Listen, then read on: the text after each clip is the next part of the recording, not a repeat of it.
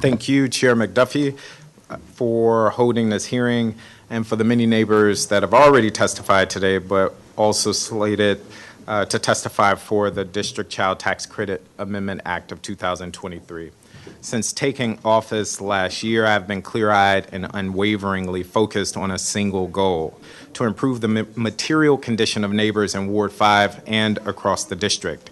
At a time when Black and brown children and families disproportionately face the crushing burden of poverty, we must commit ourselves to real proven solutions. This is why I'm proud to introduce the District Child Tax Credit and have championed it in the months since. Countless coalitions and organizations, including the Fair Budget Coalition, the DC Guaranteed Income Coalition, DC Fiscal Policy Institute, Empower DC, Bread for the City, the Mothers Outreach Network, and more than a dozen others have added their voice to the chorus of supporters for this proposal.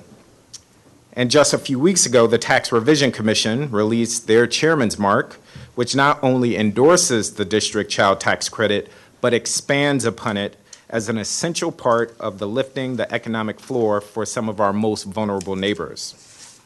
Why has the proposal received such widespread and enthusiastic approval? I submit that it is because we have already received the evidence showing how effective and transformative it will be. During the pandemic, the expanded federal child tax credit helped reduce poverty for some nearly 60 million children across the country. Pilot models of the child tax credit around the country have had a measurable impact in reducing poverty, improving a host of outcomes for children, including health outcomes, educational outcomes, and economic outcomes. 14 states, including New Jersey, Minnesota, Colorado, and our neighbor Maryland, and even Wyoming, where social safety net policies can be difficult to enact, each have a child tax credit, lifting families out of poverty. It's time for the district to do the same. As expanded upon by the Tax Revision Commission, the District Child Tax Credit will provide a fully refundable tax credit of $1,000 per credit up to 3 children 17 years of age and younger for tax filers earning up to $175,000 and joint filers earning up to $200,000, phasing out at higher levels. You may hear discussion about the Tax Revision Commission's proposal today, which differs slightly, as I mentioned earlier, from our original proposal of $500 per child, phasing out at lower levels.